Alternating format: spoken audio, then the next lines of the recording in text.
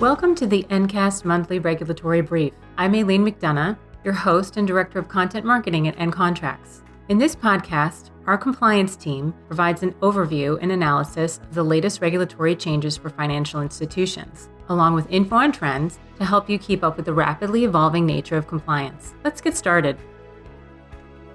Hello, and welcome to another issue of the Regulatory Brief. Thank you for joining us. My name is Stephanie Lyon. I am the Vice President of Compliance, and joining me today to deliver our brief is Katie Ferrell, Regulatory Compliance Expert, and Nicole, Upshur, Regulatory Compliance Counsel. Just like every time, we're going to be covering the most important topics at the beginning that affect everyone in the industry. Then we're going to curate it a little bit more to talk about things that affect depository institutions like banks and credit unions, and end with our ever so important mortgage companies. Kicking us off today is, of course, a topic that is very difficult to talk about, but is something that is going to affect financial institutions in the United States. So we felt it was very important to discuss the Russian and Ukraine issues going on, and Katie has that information. Katie, take it away. Thank you, Stephanie, and thank you everyone for tuning in today.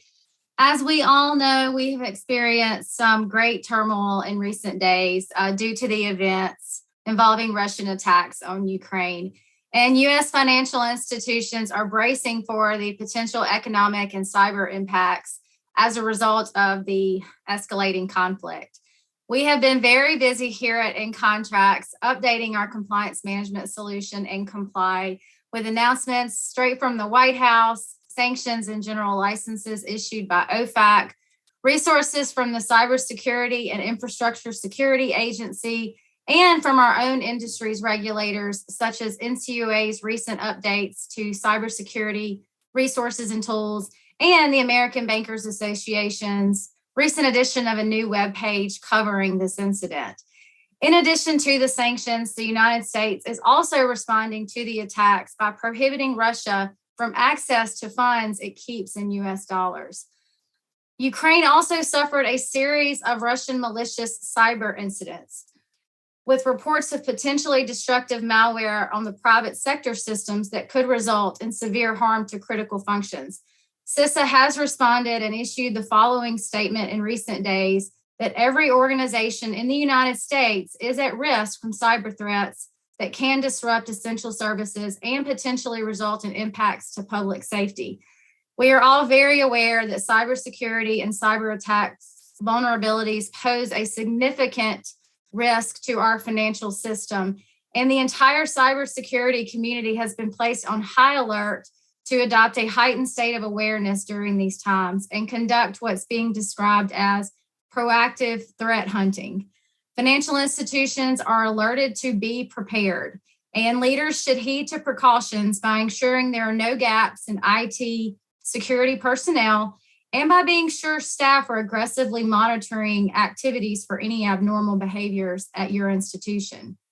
Create, update, or review your cyber incident response plan, and most importantly, make sure your personnel are adequately trained on how to respond to incidents. Be sure your network is defended, stay informed, be aware, and use your resources from the U.S. Treasury, CISA, federal regulators, and all of the other resources that we're getting, it seems like hourly right now. All institutions, regardless of size, could be vulnerable to cyber attacks at any time, but even so more during these recent global events. The agencies have also observed that potential supply chain disruptions resulting from the global events may require management to reevaluate your business continuity or your disaster recovery plans. So stay very attuned to any potential impacts these events could have to your suppliers and to your vendor management program. We'll continue to track the impacts of these events to our industry. But in the meantime, I wish you all nothing but peace, unity, and safety during these times. Thank you so much, Katie. That is a great message to deliver. And it doesn't seem like we can do an Ncast without talking about cybersecurity. So it's very timely and important to keep that in mind. We're going to go ahead and move on to something that has been in the news. Nicole actually authored a blog on appraisal bias, and now we have more on bias, but this time on valuations. Nicole, what's going on that front? Thank you, Stephanie. The Consumer Financial Protection Bureau, in their February 23rd bulletin, outlined options to prevent algorithmic bias in home valuations and to ensure that computer models used to help determine home valuations are accurate and fair. These options will now also be reviewed to determine their potential impact on small businesses. The CFPB's director said, and I quote, "It is tempting to think that machines crunching numbers can take bias out of the equation, but they can't." So the CFPB's initiative is one of many steps they're taking to ensure that in-person and algorithmic appraisals are fairer and more accurate. Both in-person and algorithmic appraisals have been shown to be susceptible to bias and inaccuracies. Obtaining an accurate estimate of a home's worth is very important to homeowners and home buyers. Inaccurate valuations, both those that are too high or too low, can pose risk to borrowers.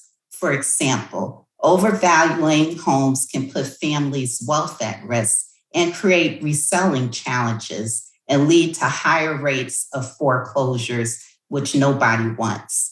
And low valuations can jeopardize home sales and prevent homeowners from refinancing, which makes it harder for them to build wealth. The Federal Housing Finance Agency, Fannie Mae, and Freddie Mac have all made findings of appraisal disparities when it comes to communities and borrowers of color. Automated valuation models can pose fair lending risks to home buyers and homeowners, just as appraisals conducted by human appraisers can also cause that. So the CFPB is concerned that without proper safeguards, flawed versions of these AVM models could create digital redlining. And their intent is to strengthen oversight of these AVM models by ensuring estimates and data are accurate and not manipulated, by avoiding conflicts of interest, and by requiring random sample testings and reviews of appraisals that are the product of AVMs. So takeaway for us mortgage lenders, clients, a big takeaway is most of you probably do use some form of AVM models, which you probably have received that are from third parties. So you want to do a Q&A on what you use, and also even an audit to make sure that the software you're using and that those providers of those software can ensure that the data is going to be taken and reviewed in a way that's unbiased and doesn't present any fair lending violations. Thank you, Nicole. And just another great example of how our fair lending initiatives, how the agencies are all focused on that front. So we really need to be making strides in ensuring we understand the technology we're using. We're going to move on to issues affecting depository institutions. And this could be called the payments edition because we're going to start with NCHA's micro entry rule. And this is mostly going to affect our originators. So not ODFIs directly or RDFIs directly, which tend to be the banks and credit unions, but more the clients that are utilizing your originating services. And the way that this rule affects people in the micro entry space is micro entries are utilized to generally do account verification. So for example, if I want to make sure I have an auto draft to pay for a service on an annual or monthly basis, they might want to send me a small deposit of 25 cents or something similar and tell me to verify my account to ensure I have access to it. Then you do it and you're set to go. Well, because of the way and the amount of people utilizing micro entries and companies, NCHA thought it was a good idea to just streamline the formatting and the way that micro entries are being done. So there's a couple of compliance deadlines you have to keep in mind. The first one is September of this year. And what's happening in September is NCHA is going to require originators to start initiating micro entries with specific keywords like account verify, the company's name, and to make sure that the transfer and the debit and the credit are done together so that the net effect on the customer that's requesting their verification is $0. That means you're not taking anything out of their account. You're not putting anything into their account aside from those two debits and credits that should offset each other. Generally, a micro entry should now be under $1. That's something that wasn't before. I did a verification not that long ago. It was $1.25. Now it should probably be only 25 cents or at least under $1. So that is the first formatting that you need to keep in mind for September. And the second compliance deadline is going to be March of next year, so March 2023. And the deadline for that will be all around the second reason why this rule came to be. There's a lot of fraud associated with account verifications utilizing micro entries.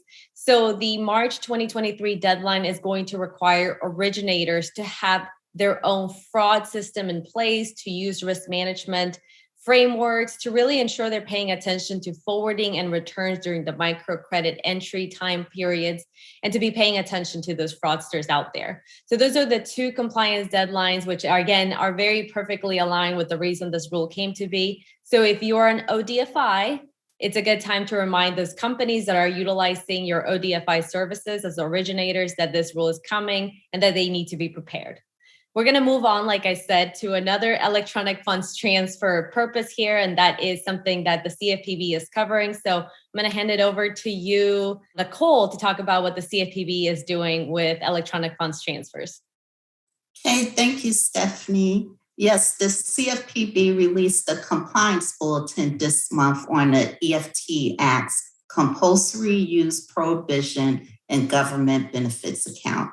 The bulletin reiterates that the Act and Regulation E apply to government benefits account, with exception of some state and local electronic benefit transfer programs. Some quick background: an EFT, electronic funds transfer, is any transfer of funds initiated through electronic means authorizing a financial institution to debit or credit a consumer's account. And a government benefit account is defined as an account established by a government agency for distributing government benefits to a consumer electronically. However, for purposes of this Act and Regulation E, a government benefit account does not include an account for distributing needs-tested benefits in a program established under state or local law or administered by a state or local agency. So you may be wondering, what are the distinctions between state or local needs-tested benefits that are not considered a government benefit account under this EFT Act and those state and local accounts that are considered government benefit accounts? Well, the bulletin also provides examples of these extensions. The need-tested government benefit programs that are not government benefit accounts are those subject to distribution of funds related to temporary assistance for needy families, more commonly referred to as TANF, special supplemental nutritional programs for women, infants, and children, more commonly referred to as WIC, and supplemental nutritional assistance program, more commonly referred to as SNAP. But more importantly, the state and local accounts established under programs that are considered government benefit accounts that you institutions need to be concerned of are those that distribute things like unemployment insurance, child support, certain prison and jail gate money benefits, and pension payment plans. Also, the bulletin summarizes the regulations, disclosure requirements for government benefit accounts, and most importantly, the bulletin specifically notes that Regulation E prohibits a person from requiring a consumer to establish an account in order to receive electronic fund transfers with a particular financial institution as a condition of employment or receipt of government benefits. Great update, Nicole. And that does it for our depository institutions. We're going to move on to banks specifically, and we're going to talk about the FDIC. The FDIC just recently released their priorities for 2022. This is a little bit different from supervisory priorities that we may have reported in the past from like the OCC or the NCOA. Supervisory priorities are those in which the agencies will focus on for examination and supervision purposes. Priorities of the FDIC are more what kind of guidance and rules and activities can you expect from that agency? So that's the big difference here. The FDIC listed 5 primary things that they're going to focus on. Number 1, CRA, Community Reinvestment Act. A couple of years ago, we had a failed attempt by the OCC, the Fed, and the FDIC to join together to modernize the CRA. Ultimately, we had the OCC push really hard and break away from the FDIC and the Fed and go their own way in creating a CRA rule that ultimately sucked, and they had to backtrack not even a year later when the agency had departed from the OCC. Now, hopefully, we'll do a little bit better as agencies, and they'll work together to modernize in a way that actually helps the financial sector and the communities that they serve. We can anticipate some kind of proposed rule or at least a vision into what they're trying to do, I think as early as Q2 or this summer. That's what we're hoping for. The OCC has also said this is a priority for them, so we know it's coming pretty soon. The second priority for the FDIC is around climate risk or climate change.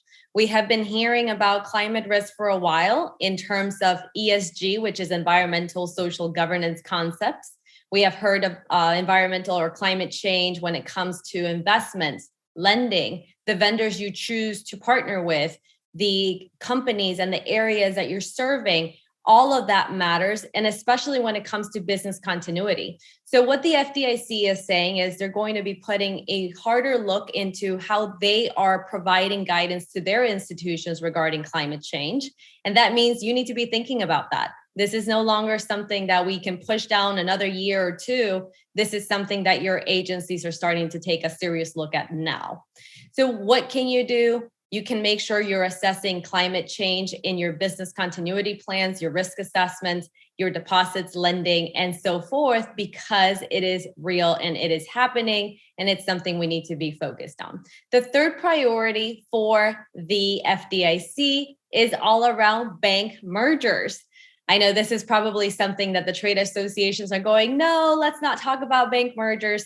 But the FDIC under new leadership has said 25 years to update bank merger guidelines is 25 years too long. So they're going to be issuing probably updated guidance, updated rules regarding bank mergers, especially as we're seeing a very heavily acquisition forward industry happening at the moment. So that's something if you're involved in M&A activities, if you're hoping to get acquired or you're hoping to acquire financial institutions, you need to keep your eye on the guidance that's coming out to make sure there are no relevant changes in the activities you're undertaking. Then the fourth priority is cryptocurrency.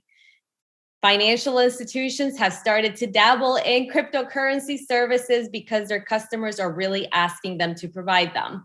The FDIC is now aware that banks are trying to engage in crypto services, and they're just asking you to make sure that you're, again, looking at the risk of offering any new service, just like you would for a new product or a new venture that you have outstanding. You need to consider safety, soundness, control, framework, and risk management. Are you able to provide it? Do you have the right Bank Secrecy Act, anti-money laundering controls in place?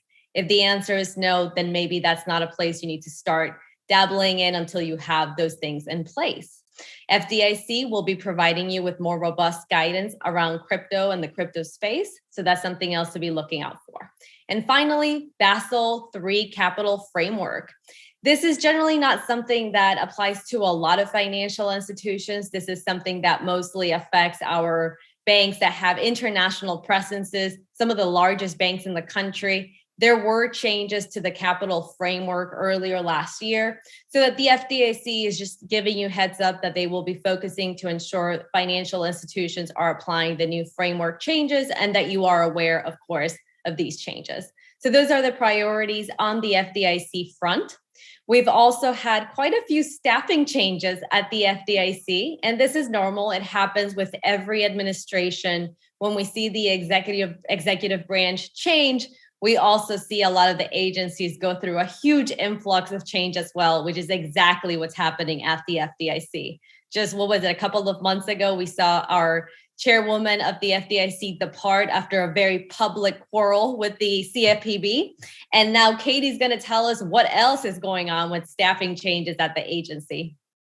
Yes, and it kind of on the heels of their priorities. The first chief innovation officer departed this month. Sultan Mehi departed only a year after joining the agency. The position was created in 2018 in an enthusiastic effort to kickstart the technological transformation of the financial system.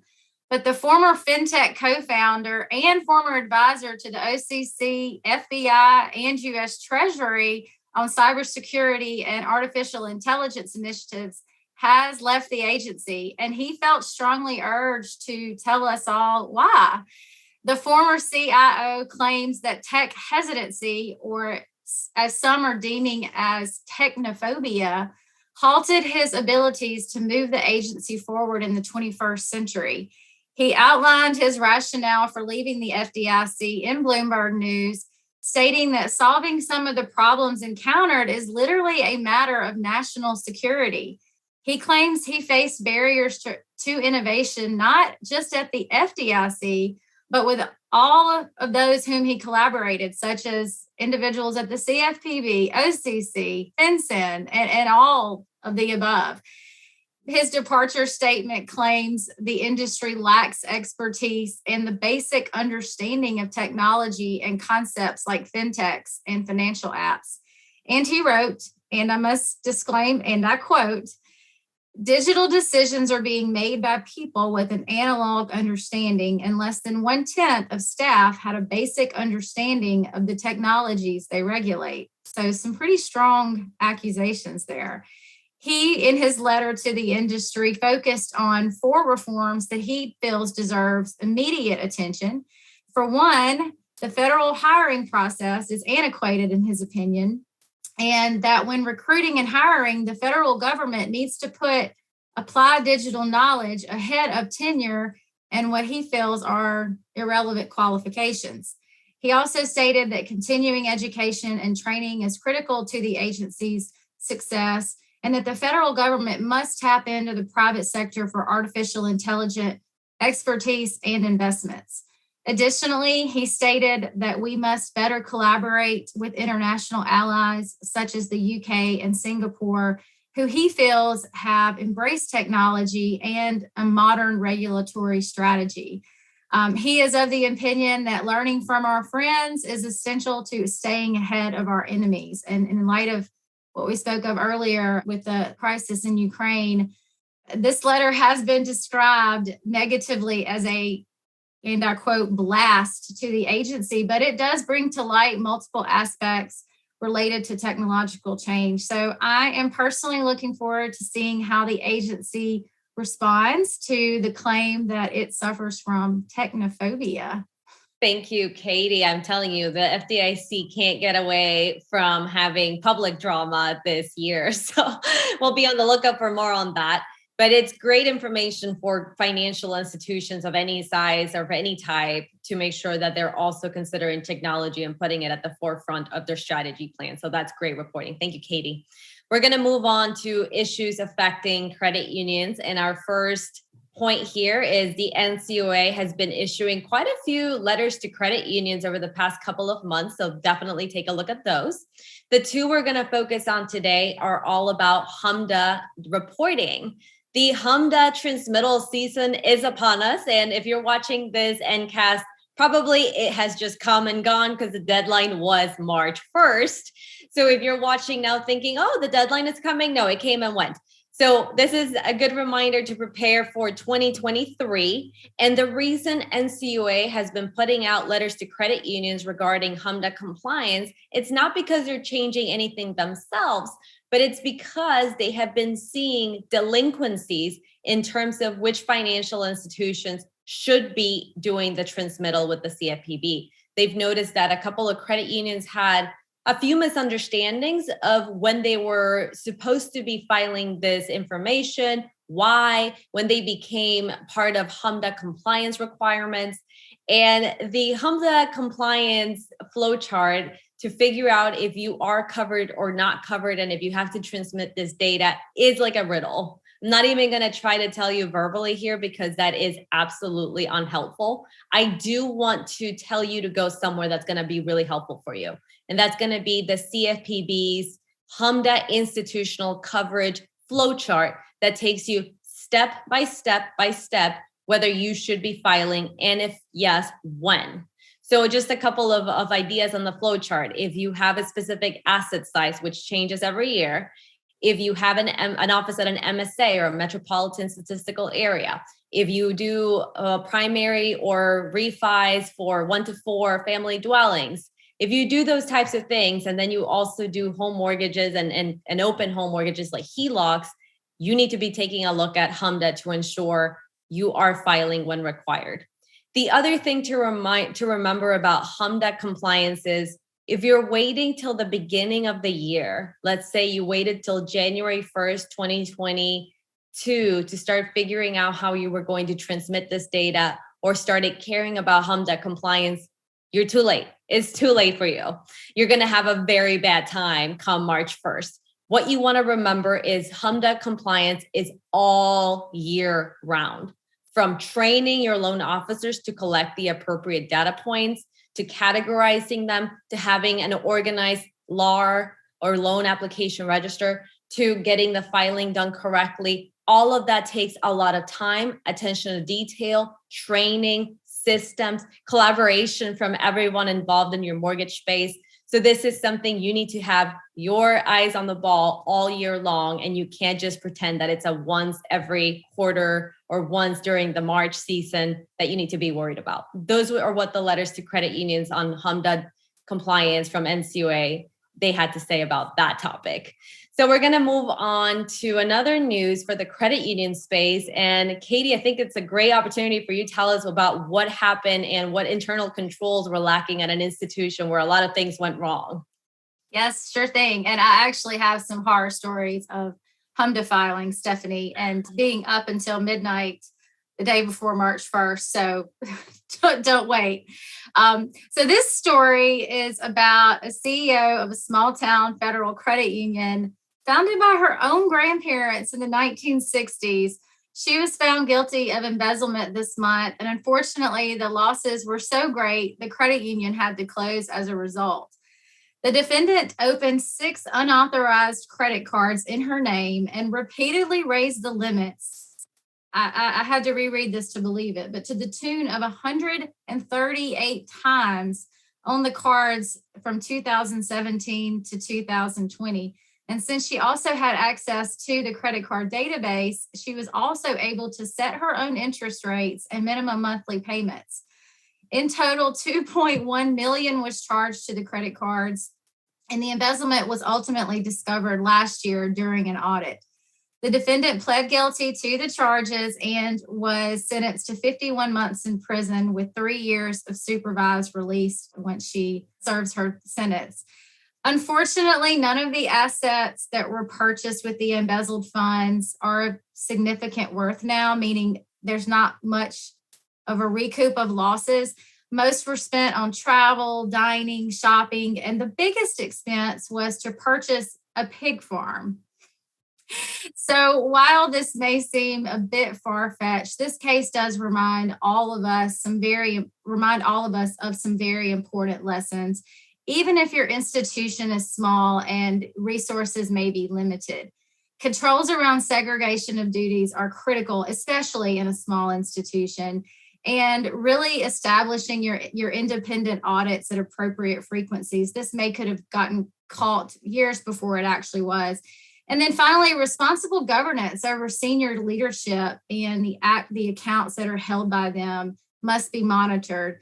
Even if the CEO is the granddaughter of the founders, things like this can happen. And I'm still the pig farm. It made me chuckle a little bit, but don't let it happen to you. Thank you, Katie. Absolutely. It's funny. I used to live near a pig farm when I lived in Texas. And so it's funny to me too. We're going to go ahead and shift gear to mortgage companies. And we're going to start out with lawsuits and litigation on the Fannie Mae front. And Nicole has all the news on that. What's going on there? Okay, Stephanie, this lawsuit is exciting, but not as exciting as Katie's case. That could be a Netflix series. But Fannie Mae has reached a $53 million settlement in a nearly 6-year-old complaint filed by the National Fair Housing Alliance Coalition and other local fair housing organizations that allege Fannie Mae of unequal treatment of real estate-owned REO properties in Black and Latino communities. The gist of the settlement basis is that Fannie Mae apparently did a very poor job of maintaining their REO properties that were in Black and Latino communities compared to their maintenance of REO properties that were in majority white communities, causing homeowners' property values to significantly decrease in these Black and Latino communities. The relief will fulfill central purpose of the Fair Housing Act, which is ensuring equitable treatment of neighborhoods regardless of their racial makeup. So what are the takeaways for our mortgage lenders and servicers from this huge Fannie Mae monetary settlement?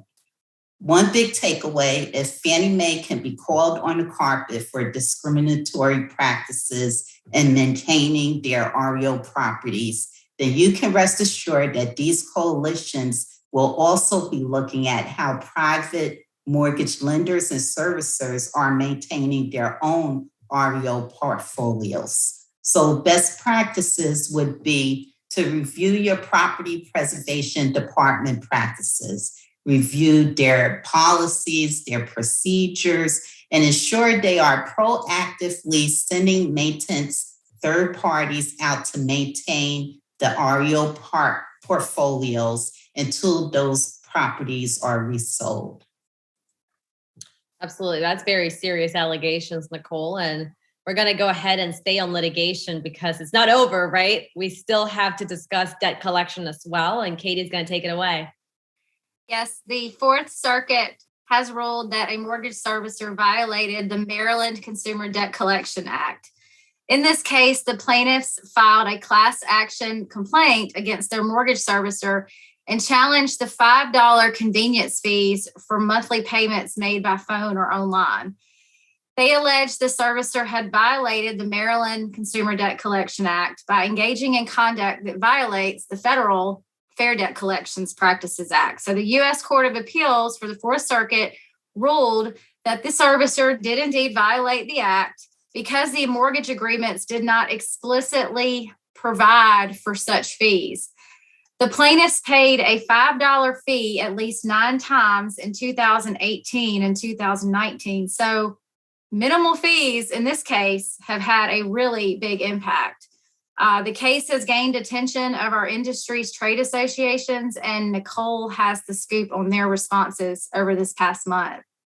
Yes, Katie, coming off of the heels of this suit, many of the agencies express how much they strongly object to the CFPB's hardline stance you mentioned on convenience fees.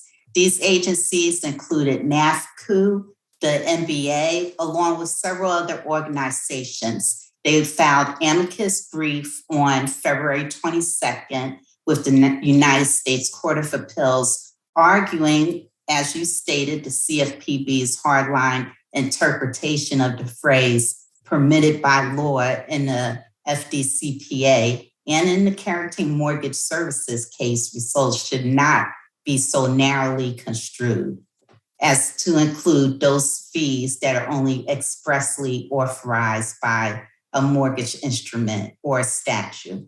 So what does that mean for our mortgage servicers? Well, the incentive to expand servicing offerings for borrowers' benefits could be stifled because of a case like this and a hard stance like this. We all know that convenience fees are a necessary evil in order to offer consumers a way to handle payments and other transactions more conveniently.